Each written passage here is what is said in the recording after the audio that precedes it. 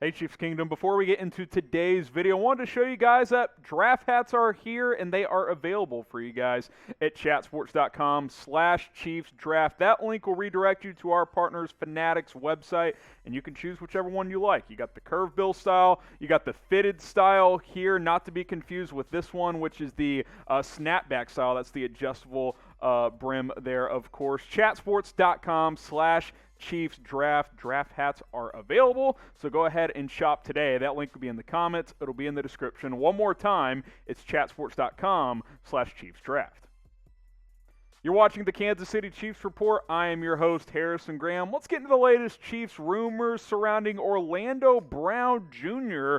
We've talked about a trade rumor before surrounding him, so let's talk about it again because, hey, the Chiefs still have not addressed left tackle after cutting Eric Fisher earlier this offseason. Obviously, they took a swing at Trent Williams, almost got the deal done, but did not, and as far as we know, Orlando Brown still wants out of Baltimore because he wants to play left tackle after playing there last season. Ronnie Stanley's coming back. Baltimore already paid him, so he's going to play left tackle for the Ravens, which means Orlando Brown would have to kick back to right tackle, which means, hey, the Chiefs could use a left tackle at 24 years old in his prime, playing very, very well. So I think they should pursue this. Obviously, on Baltimore's side of things, they got to make a decision fairly soon because if you're going to trade Orlando Brown Jr., you got to do it between now and the draft. You could do it on draft night, but that becomes a little bit more challenging to find a trade partner and to make things happen in real time. So Baltimore side of things, they got a couple of weeks to really make a decision on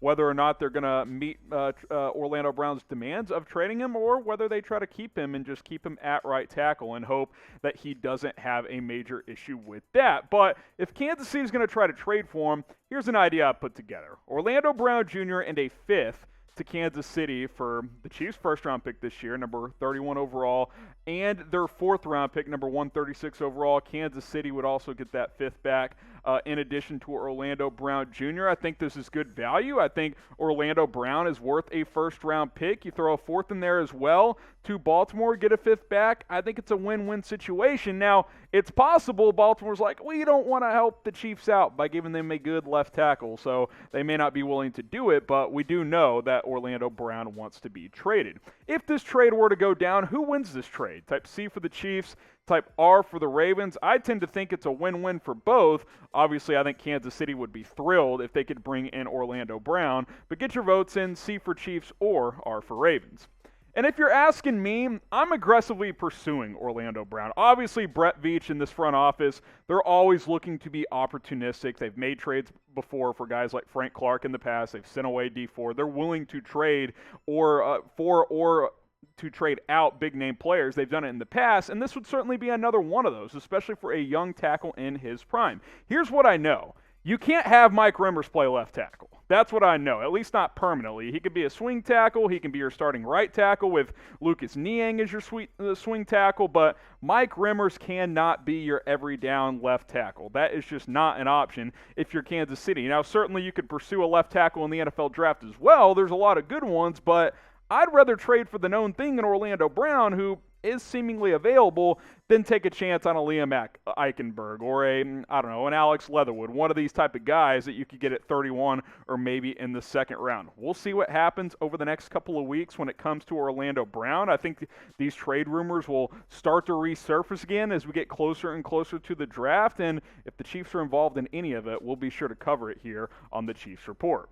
So how about this one? Should the Chiefs trade for Orlando Brown? Clearly I'm saying yes, but the show is about the kingdom. Type Y for yes, type N for no. Let me know what you guys think when it comes to trading for Brown.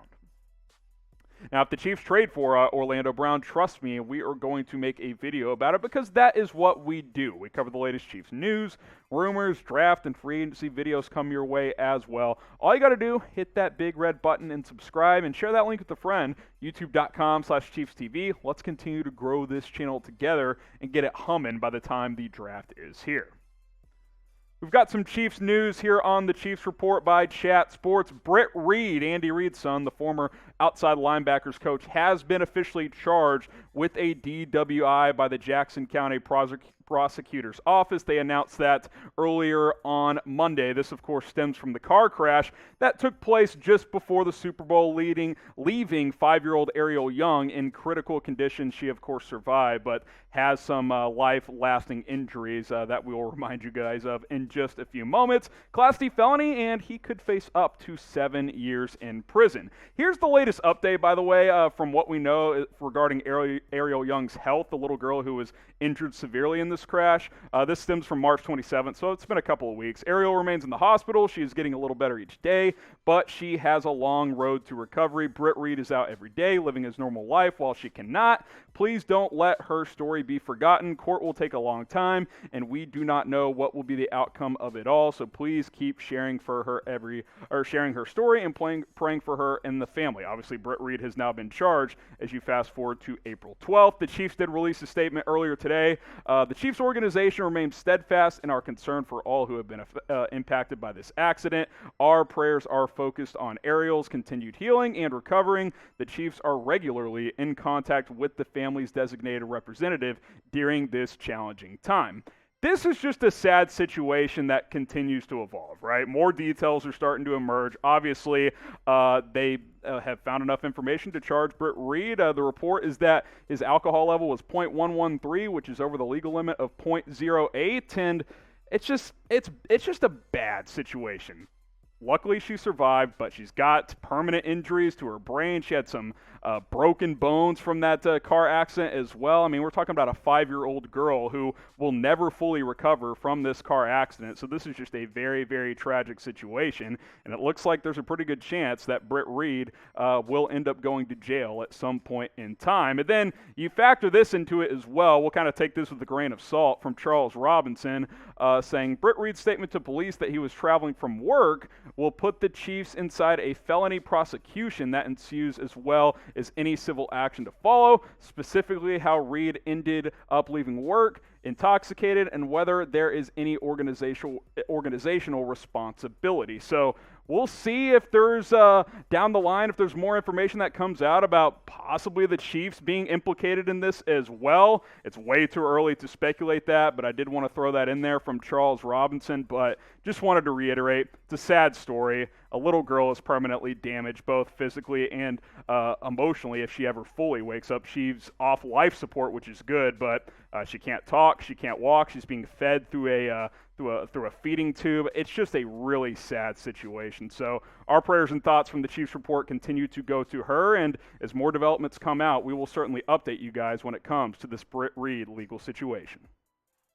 Before we sign off on the Chiefs report, I wanted to remind you guys about these draft hats, chatsports.com/ChiefsDraft. Just wanted to put that link in the comments and in the description. Quick reminder for you guys, if you forgot at the beginning of the video, pick one out today, and we'll see you next time.